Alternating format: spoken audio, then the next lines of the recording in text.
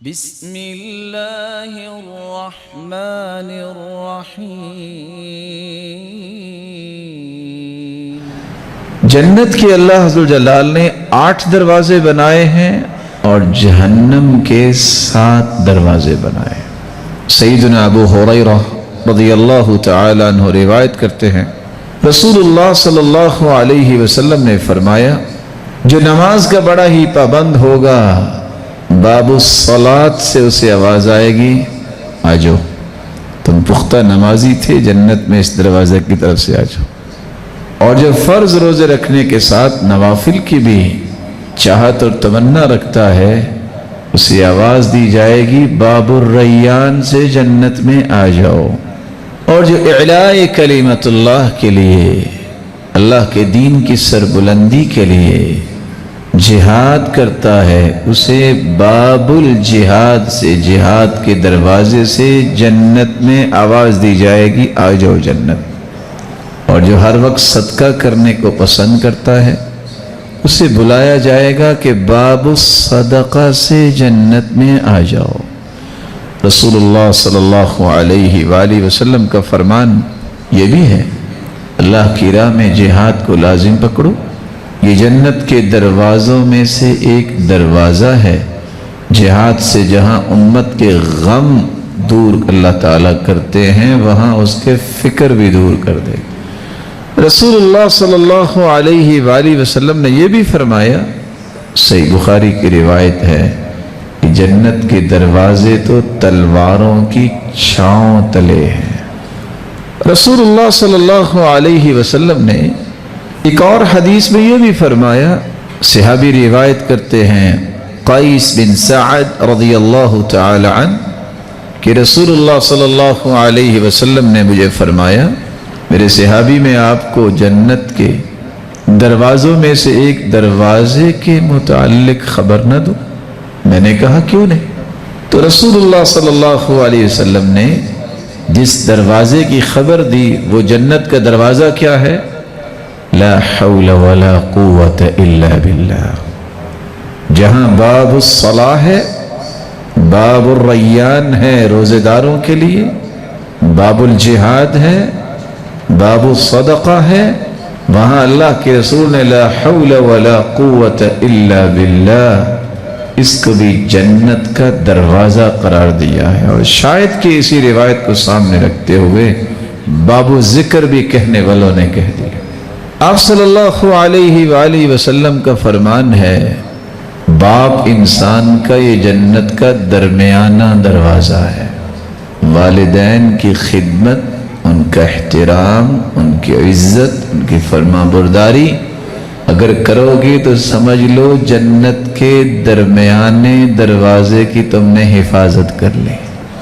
بعض نے اس حدیث کا ترجمہ یوں بھی کیا ہے، جنت کا سب سے بڑا دروازہ ہے۔ کیوں ترجمہ کیا ہے؟ آپ جب بھی کسی جگہ پہ جاتے ہیں تو جو درمیان والا دروازہ ہوتا ہے وہ سب سے بڑا دروازہ ہی ہوتا ہے۔ تو والدین کی خدمت گزار بھی خوش نصیب ہیں جو حقیقت میں جنت کے دروازے کے مستحق قرار پائیں گے اگر وہ اس خدمت پہ لگے ہوئے ہیں۔ اللہ ان کی خدمت کو قبول فرمائے۔ آپ صلی اللہ علیہ وسلم نے فرمایا، جنت کے دروازے کی جو چوڑائی ہوگی، جس جنت سے جنتی جنت میں جائیں گے، 40 سال سفر کریں تو جتنا سفر طے ہوتا ہے اتنی جنت کے دروازے کی چوڑائی ہوگی۔ دوسرے لفظوں میں دروازہ جو اللہ نے بنایا، اس کی دہلیز جو ہے، اس کی چوڑائی 40 سال اگر کوئی سفر کرے تو جتنا سفر طے ہوتا ہے اتنا چوڑا دروازہ اللہ نے جنت میں رکھا۔ اور یہ بھی فرمایا، ایک شخص جنت میں گیا، اس نے جنت کے دروازے پہ لکھا ہوا یہ دیکھا، سلسلہ صحیحہ کی روایت ہے، کوئی صدقہ کرے گا تو اسے 10 گنا اجر ملے گا، جو کسی کو قرض حسنہ دیتا ہے اس کو 18 گنے اجر ملے۔ کون جنت میں گیا؟ کس ہستی کو اللہ نے جنت کی سیر کروائی تھی؟ رسول اللہ صلی اللہ علیہ وسلم۔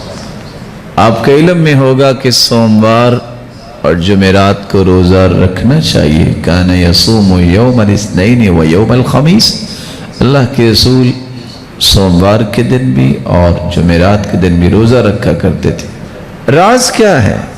ایک راز تو اللہ کے رسول نے یہ فرمایا کہ میں اس لیے روزہ رکھتا ہوں پیر کے دن کا کہ اس دن میں پیدا ہوا اور اسی دن مجھے نبی بنایا گیا، تو میں اللہ کا شکر ادا کرتا ہوں.